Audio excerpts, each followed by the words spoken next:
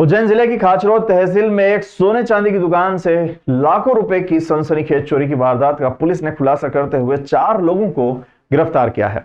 इनके पास से लाखों रुपए के सोने चांदी के जेवरात जब्त हुए हैं। पुलिस इनसे अन्य वारदातों के बारे में पूछताछ कर रही है। उज्जैन जिले की खाचरोद तहसील में 3 मार्च की रात को एक सोने चांदी की दुकान में चोरी की वारदात हुई थी। चोर दुकान का शटर उचकाकर अलमारी में रखी हुई 20 किलो चांदी और 30 ग्राम सोने के जेवरात चुरा कर ले गए थे।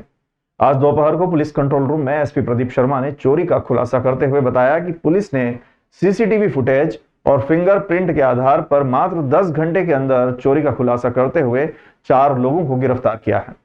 इनमें एक महिला और 2 नाबालिग शामिल हैं।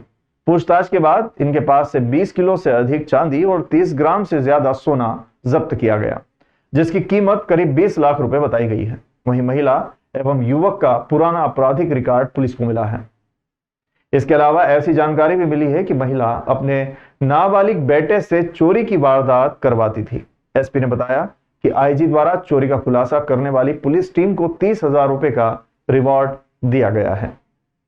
करीब 24 घंटे पहले जो गश्त में तैनात हमारे कर्मचारी थे, उन्होंने देखा कि मन्नालाल माणकलाल ज्वेलर्स है, उनका ताला टूटा हुआ है और उनके यहाँ चोरी हो गई। जिस पर जो ज्वेलर्स है, महेंद्र जी उनको सूचना दी गई, महेंद्र जैन जी को सूचना दी गई और वो उपस्थित आए। उन्होंने बताया कि इनकी 2 दुकानें, एक में गिरवी का काम होता है और एक में अपने बिक्री का काम होता है। तो जो गिरवी वाली दुकान है उसमें चोरी हुई है। कौन आया? कोई अननोन नंबर था। बोले आप मन्नालाल माणकलाल के यहाँ से बोल रहे? मैंने कहा हाँ। तो बोले आपकी सोने चांदी की दुकान पर शटर उठा हुआ और नाइट चालू है, तो आप चाबी लेके आ जाइए। जस्ट चेंज किया और मैं अकेला ही पहुंच गया वहाँ। पहुंचा तो आप सब लोग थे वहाँ पे, तो पूरा इन्होंने बताया हमको। उसके बाद में मैं दिल से बोल रहा हूँ, मतलब कि इन लोगों ने इतना सहयोग किया है, मैं बता नहीं सकता, आपको बयान नहीं कर सकता। मैं रोज़ 4 बजे उठ जाता हूँ मेडिटेशन के लिए, तो मुझे फ़ोन पे घंटी बजी, अननोन नंबर था, मैंने अटेंड किया। तो बोले आप मन्नालाल माणकलाल के यहाँ से बोल रहे हैं? मैंने कहा हाँ। मुझे लगा वो कस्टमर ने फ़ोन कर दिया रात को, लेकिन बोले नहीं, हम पुलिस के ऐसा ही बोल रहे हैं, आपकी दुकान का एक साइड का शटर उठा हुआ है, तो आप चाबी लेके आइए। ये 5-6 लोग पुलिस वाले वहीं थे उस समय। मैं गया चाबी लेके, फिर सब देखी स्थिति, फिर शटर खोला, फिर देखा तो एक्चुअल हम लोगों की शॉप है, तो एक ये छोटी शॉप है, एक बड़ी शॉप है, तो मनी लेंडिंग का भी काम है उसमें हम लोगों का। तो जो मनी लेंडिंग रिलीज़ होती है वो हम लोग डिलीवर वहाँ करते हैं। बड़ी शॉप पे उनका अकाउंट है, उससे डिलीवरी यहाँ होती है, तो उसमें वो वहीं रखी हुई थी, तो वो सब उन्होंने मेनली वो ले गए। कितना ले गए? वो करीब 20 से 22 लाख के बीच का। कैसे क्या हम लोगों के पास रिकॉर्ड है हर चीज़ का। पुलिस कार्रवाई बहुत अच्छी हुई है, बहुत फास्ट हुई है और बहुत ही अच्छी हुई है और बहुत कोऑपरेट किया इन्होंने। मैं इन लोगों को सैल्यूट करूँ तो कम है, ये समझ रहा हूँ। ये खाचरौद में परसों रात को एक चोरी हुई थी। जो हमारे गश्त में जो कर्मचारी थे उन्होंने चोरी देखी, तो संबंधित जो ज्वेलर्स हैं उनको सूचना दी कि आपके यहाँ चोरी हुई है। ये 4:30 बजे जैन साहब वहाँ पर उपस्थित आए। इन्होंने अपना 2 दुकानें हैं, जिसमें एक में गिरवी का सामान है और एक में बेचने का। करीब इसमें 20 किलो चांदी और 30 ग्राम सोना और 20 लाख रुपए टोटल चोरी हुई थी। टीम ने इसमें एडिशनल एसपी साहब और एसडीओपी मैडम के नेतृत्व में लगातार मेहनत करी और 10 ही घंटे में चारों आरोपियों को गिरफ्तार कर लिया। इसमें जो 20 किलो चांदी गई थी उससे 1 किलो ज़्यादा चांदी बरामद हुई है और जो 30 ग्राम सोना था उससे भी ज़्यादा सोना बरामद हुआ है। तो ऐसी मुझे उम्मीद है कि इन लोगों ने और भी कहीं ये वारदातें की होंगी, तो अभी उसके संबंध में हम इनसे पूछताछ करेंगे। इसमें 2 वयस्क हैं, एक कैलाशी बाई है और एक कालू है, जिनके पुराने अपराध भी हैं। इनके द्वारा 2 बच्चों के माध्यम से, उसमें एक कैलाशी बाई का पुत्र ही है, ये घटना कारित कराई गई है। चारों को अभी पूछताछ की जा रही है। 2 बच्चों को बाल न्यायालय में प्रस्तुत किया जाएगा और जो 2 बुजुर्ग हैं, 2 बड़े हैं, उनको रिमांड लेकर हम आगे कार्रवाई करेंगे। उज्जैन में अपनी ही पत्नी की हत्या कर फरार हुए आरोपी को पुलिस ने गिरफ्तार कर लिया है। उसकी गिरफ्तारी पर 10,000 रुपए का इनाम भी घोषित किया गया था। बता दें कि 25 मार्च को धुलेंडी वाले दिन नागझिरी क्षेत्र स्थित आदर्श नगर कॉलोनी में वाहिद नामक युवक द्वारा अपनी पत्नी रानी की गोली मारकर हत्या कर दी गई थी। तभी से वो फरार था, जिसकी गिरफ्तारी पर एसपी द्वारा 10,000 रुपए का नगद इनाम घोषित किया गया था। नागझिरी पुलिस ने कल रात वाहिद को गिरफ्तार कर लिया है। आज एसपी प्रदीप शर्मा ने बताया कि पारिवारिक विवाद को लेकर महिला की हत्या की गई थी। के दिन 25 मार्च को दोपहर में सूचना मिली थी, आदर्श नगर में एक वाहिद लाला नाम के आदमी ने अपनी पत्नी रानी को 3 गोलियां घर में ही मार दी थी। इसके बाद से वो फरार हो गया था। इसमें सब्सिक्वेंटली करीब 10,000 रुपये का इनाम टीम के लिए घोषित किया गया था। कल इसको गिरफ्तार किया गया। इसमें साइबर की और क्राइम की टीम ने बहुत मेहनत करी। इसका जब रिकॉर्ड देखा गया, इसमें पूर्व में भी 2 हत्या के मामले दर्ज हुए और अन्य भी मामले इस पर दर्ज हैं। इसलिए इसके जघन्य अपराधों को देखते हुए इसके खिलाफ NSA की कार्रवाई भी की जा रही है। सर, हत्या का कोई कारण पता पड़ता है? हत्या का कारण पारिवारिक विवाद था। अभी उसके संबंध में इससे और पूछताछ की जाएगी। जो अभी तक हम लोगों को जानकारी मिली है वो केवल पति पत्नी के बीच में पारिवारिक विवाद है, परंतु एग्जैक्ट कारण अभी वाहिद से पूछताछ करने के बाद ही क्लियर हो पाएगा। फिल्म अभिनेता आशुतोष राणा का किरदार सभी के मन को भाया जब वो शिव तांडव का स्तोत्र भगवान शिव को प्रसन्न करने के लिए गा रहे थे। तब पूरा सदन खड़े होकर जोरदार तालियों से आगाज कर आशुतोष राणा का अभिवादन कर रहा था। आज तक तो हमने टीवी चैनलों पर देखा है, पर आज हमने लाइव नाट्य रूपांतरण के माध्यम से देख अभिभूत हो गए।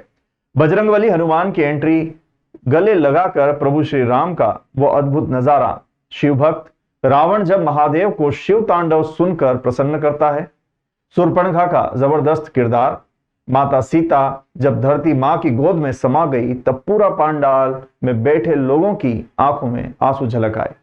प्रभु श्री राम, भाई लक्ष्मण, माता सीता का किरदार भी सभी लोगों को पसंद आया।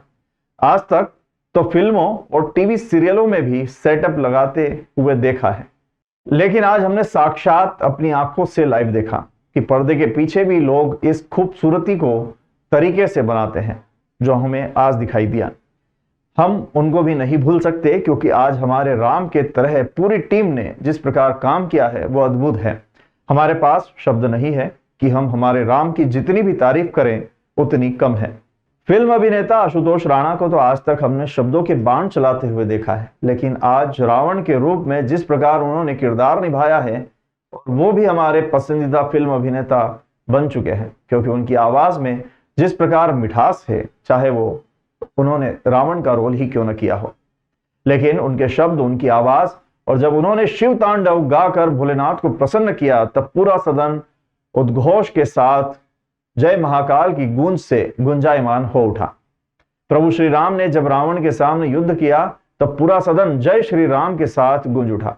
यह आवाज उज्जैन से सीधे अवध तक पहुंच गई। यही नहीं, अलग अलग प्रकार के जो किरदार सभी ने निभाए, उनकी जितनी तारीफ की जाए कम है। हमारे पास तो शब्द ही कम पड़ते हैं।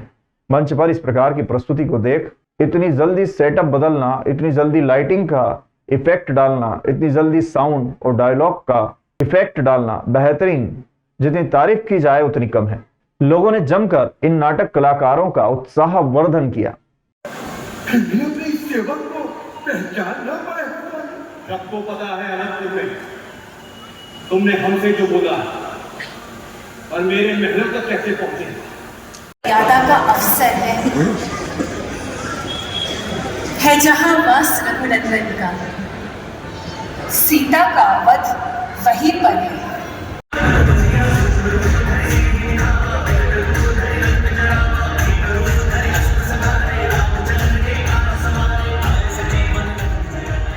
बोलो ब्रह्मा, इस दानव ने तुम पर ऐसा अत्याचार किया, किसने मेरी परिणता से इतना बर्बर व्यभिचार किया।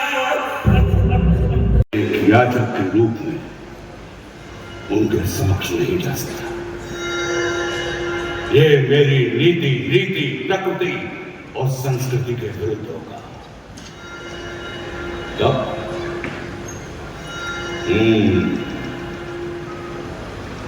तब मुझे कुछ ऐसा करना होगा कि वे लंका आए। लग रहा मृत्यु का भय तेरी बुद्धि का नाश कर रहा है।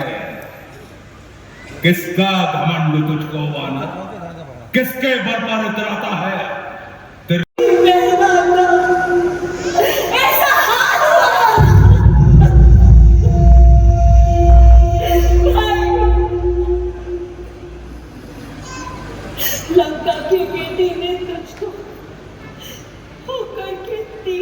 जय जय श्री महाकाल।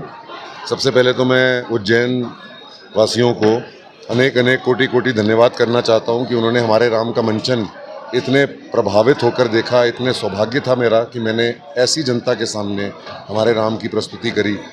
स्वाद आ गया। ये हमारा अब तक का सबसे बेस्ट या सबसे अच्छा, सबसे विशेष शो है। हम लोग 17 मंचन कर चुके हैं अभी तक। 25 जनवरी को लॉन्च हुआ था ये प्ले, और ये वाला जो मंचन था, महाकाल की नगरी में आके प्रभु शिव की चरणों में बैठ के हम लोगों ने इसका मंचन किया। हमें बहुत स्वाद आया और बहुत एनर्जी महसूस हुई। आज विक्रम उत्सव के अंतर्गत हमारे राम नाटक की प्रस्तुति आशुतोष शर्मा जी और उनकी टीम के द्वारा दी गई है। बहुत ही मनमोहक और हमेशा मंत्रमुग्ध करने वाली प्रस्तुति है। इसमें बहुत बड़ी संख्या में दर्शक आकर के लगातार इसको देख रहे हैं और मैं पूरी टीम को बधाई देता हूं जिन्होंने इतनी शानदार प्रस्तुति का पूरा क्रियान्वयन किया है। ये प्रभु श्री राम की कथा आज देखने का मुझे सौभाग्य प्राप्त हुआ। बहुत ही सुंदर मंचन, बहुत ही सुंदर अभिनय सभी अभिनेताओं द्वारा किया गया। हमारे लिए ये अद्वितीय अनुभव था और बहुत ज्ञानवर्धक भी था। कई चीज़ें जो हम लोगों को नहीं पता थी, आज पूरे परिवार के जब इस साथ इसको देखा तो वो भी पता चली। और मैं सभी अभिनेताओं को बहुत शुभकामनाएं देता हूं और भविष्य में भी जो कार्यक्रम होगा उन सभी को अटेंड करेंगे। विक्रम उत्सव में रावण का किरदार निभाने वाले आशुतोष राणा ने पत्रकारों से चर्चा करते हुए बताया कि महादेव की विशेषता है कि जहां जैसे रहें वैसे ही हो गए। उन्होंने कहा कि पूरी रामायण अभिनीत करने में 11 दिन लगते हैं।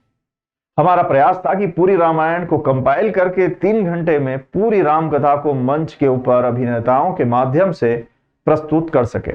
हमने उसे नाटक का रूप दिया और हमारा यह प्रयास रहा जो कि सफल हुआ।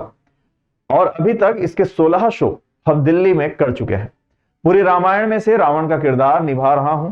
राम कथा को हम सभी अभिनेताओं के माध्यम से आपको मंच पर दिखाते हैं और अनुभव प्राप्त करते हैं। शिव तांडव स्तोत्र सुनाते हुए कहा कि जब अपने गुरु से शक्ति मिलती है तो शिष्य के अंदर आने वाले घमंड को दिखाने के दौरान महादेव को कहा कि आपके पास तो सिर्फ 5 सिर है, मेरे पास 10 सिर है।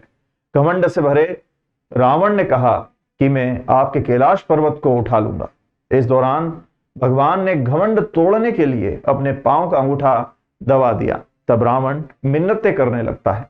देखिए, पूरी राम कथा को जब आप अभिनीत करने का प्रयास करते हैं तो करीब 11 दिन लगते हैं। तो अब 11 दिन में जनरली हम लोग देखते हैं कि हमारे भारतवर्ष में विभिन्न क्षेत्रों में रामलीला के मंचन की प्रक्रिया होती है, लेकिन मन में ये था कि परमात्मा श्री राम की इस कथा को, उस राम कथा को कंपाइल करके 3 घंटे के अंदर हम मंच के ऊपर अभिनेताओं के माध्यम से उसको प्रस्तुत कर सकें। तो हमने उसे नाटक का रूप दिया और हमारा ये प्रयास सफल हुआ। और अभी तक इसके 16 शो दिल्ली में हम कर चुके हैं। आज 17वां शो है जो विक्रम महोत्सव में उज्जैन में होने जा रहा है। तो ये हमारे लिए बड़े आनंद का विषय है कि हमारे प्रदेश में हमारे सबसे बड़े साहित्यिक उत्सव में हमारे राम की प्रस्तुति होने जा रही है। तो 3 घंटे में पूरी की पूरी राम कथा को हम सभी अभिनेताओं के माध्यम से आपको मंच पर देखने का उसमें अभूतपूर्व अनुभव प्राप्त होगा। और उस पूरी राम कथा में मैं रावण का किरदार कर रहा हूँ। उसमें क्या हुआ था कि उस स्तुति के पीछे की बड़ी अच्छी कहानी है कि जो जटाटवी गलज्वला प्रवाह पावित स्थले, जो उनकी, जिसको आप रावण स्तोत्र कहते हैं, तो वो स्तोत्र के पीछे क्या हुआ कि जब आपको कभी अपने गुरु से आपको शक्ति मिलती है और शिष्य के अंदर कभी कभी मद आ जाता है और वो अपनी उस शक्ति के प्रदर्शन को अपने ही गुरु को दिखाने के लिए चल पड़ता है। तो ऐसे ही रावण चूँकि शिव भक्त थे और उनको परमात्मा शिव से वो शक्ति प्राप्त हुई, और जब वो अपने गुरु को उस मद को दिखाने के लिए, अब देखिए, बोले अगर आपके पास, तो बोले महादेव, हमारे यहाँ कल्पना है कि महादेव के 5 मुख हैं, तो वो बोले कि आपके पास तो सिर्फ 5 हैं, लेकिन मेरे पास देखिए मेरे पास 10 हैं। आपके पास तो सिर्फ 2 भुजाएं, मेरे पास देखिए मेरे पास, जबकि उनको ये सब कुछ, ये चाहे 10 शीश हो चाहे 20 भुजाएं हो, ये महादेव से तपस्या के परिणाम स्वरूप उनको प्राप्त हुआ था। लेकिन हर शिष्य के अंदर अपनी प्रोग्रेस, अपनी ग्रोथ दिखाने की इच्छा होती है। तो वो उसी मद से भरे हुए जब रावण पहुँचे, उन्होंने कहा कि अब मैं आपको, आप सहित इस कैलाश पर्वत को अपने सर पे उठा लूँगा। अब पिता भले ही पुत्र की या अपने भक्त की उस उद्दंडता को 1 मिनट के लिए इग्नोर कर दे, लेकिन माताएं कभी भी अपने भक्तों को और अपने पुत्रों को अशिष्ट नहीं होने देना चाहती। तो मातेश्वरी जगतजननी पार्वती जी ने शिव जी से कहा कि देखिए इसके मन में ये भाव है और अब ये आपके ही सामने आपको ही शक्ति का प्रदर्शन करने चला आ रहा है। तो उन्होंने कहा आप चिंता मत करिए। और जब उन्होंने कैलाश उठाया और महादेव शिव ने अपने दाएं पैर के अंगूठे से, सिर्फ अंगूठे से हल्का सा वजन दिया और वो उसमें दब गए। और जब आप फंस जाते हैं तब फिर आप चिरोरी करते हैं अपने आराध्य की, अपने पिता की, अपने गुरु की। तो वो चिरोरी है, जो स्तुति है उनकी, उसमें महादेव शिव के श्रृंगार का अभूतपूर्व वर्णन के देखिए आप कितने सुंदर लग रहे हैं। अरे आप माफ़ कर दीजिए, अरे आप देखिए ना कितने अद्भुत आपका रूप है। आपके ऊपर गंगा जी बह रही हैं, आपने चंद्रमा को माथे पर रखा है। तो वो पूरी की पूरी जो चिरोरी कि मुझे लगता था कि भाषा की कठिनता के कारण कभी कभी हम बहुत से शिव अनुरागी हैं जो परमात्मा शिव के प्रेम में है, वो भाषा की कठिनता के कारण उस स्तुति का या तो सिर्फ उनके कान तक ही रह पाती है, कंठ में नहीं आ पाती, उसको याद नहीं कर पाते, या कभी कभी कान में भी नहीं रह पाती क्योंकि उसके अर्थ आपको समझ में नहीं आ रहे हैं। तो हमारे मन में ये था कि इसका सरल भावानुवाद कि वह इतनी अनुपम स्तुति जो है, तो वो पिछले वर्ष हमने महाशिवरात्रि पे पूरा भावानुवाद, जो आलोक श्रीवास्तव ने उसका भावानुवाद किया था, उसको हमने प्रस्तुत किया। और मुझे लगता है कि वो आज करोड़ों शिव अनुरागियों के सिर्फ कान का ही नहीं, कंठ का भी आभूषण है। वो अपनी उस स्थिति को कंठ में भी धारण करते हुए हैं। तो उसका एक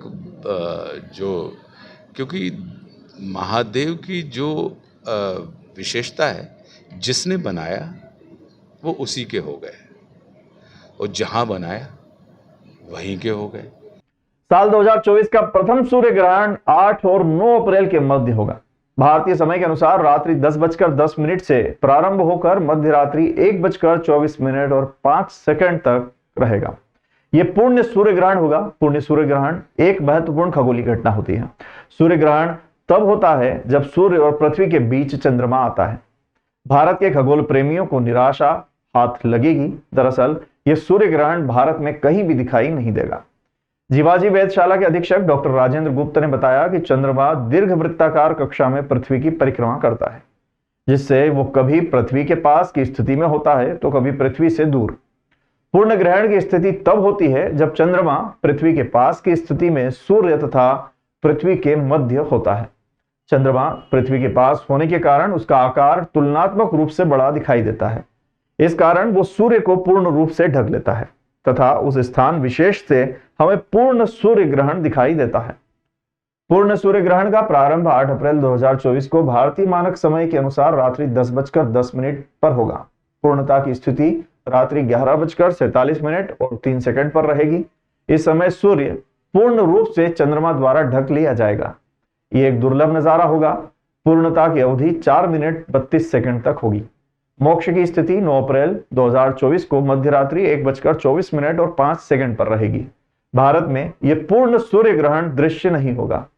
यह पूर्ण सूर्य ग्रहण पोलिनेशिया, हवाई द्वीप, उत्तरी एवं मध्य अमेरिका, ग्रीनलैंड व आइसलैंड में बहुत अच्छी प्रकार से देखा जा सकता है। 8-9 अप्रैल की रात्रि में भारतीय मानक समय के अनुसार 10:10 पर ग्रहण का प्रारंभ होगा। ये सूर्य ग्रहण होगा, ये पूर्ण सूर्य ग्रहण होगा। क्योंकि इस समय भारत में रात्रि होगी तो भारत में दिखाई नहीं देगा। 11:47 पर मध्य की स्थिति रहेगी और सूर्य 4:32 तक पूरा का पूरा ढका रहेगा और रात्रि को 1:47 पर मोक्ष की स्थिति रहेगी। ये हवाई द्वीप में, उत्तरी एवं पश्चिमी अमेरिका और आइसलैंड में ये ग्रहण दिखाई देगा।